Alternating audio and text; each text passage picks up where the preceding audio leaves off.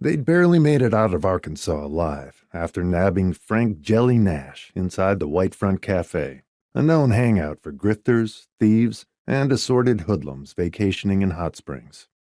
At first, Nash had made a real show of how they had it all wrong, and that his name was really Marshall.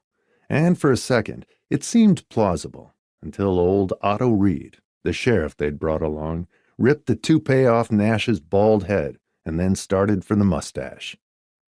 "That's mine! That's mine!" Nash had said. They had ditched the plan to drive to Joplin after almost losing Nash at a roadblock of crooked cops. And now the old bank robber was seated across from them, riding the Missouri Pacific all-nighter out of Fort Smith, wearing a shit-eating grin, confident his hoodlum buddies would spring him. Special Agent Gus T. Jones of the U.S. Department of Justice checked his gold pocket watch. It was 3 a.m.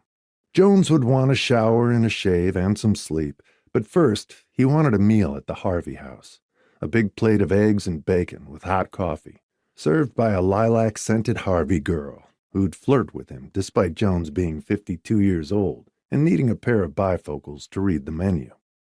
He'd call Mary Ann, find a hotel, and then ride the rails back to San Antonio, where he worked as the special agent in charge. "If you let me go, I'll just tell people I escaped," Nash said.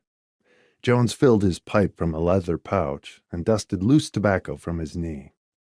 He stared over at Joe Lackey, a good fellow, for a Yankee, who sported a gray fedora over his Roman nose and small brown eyes.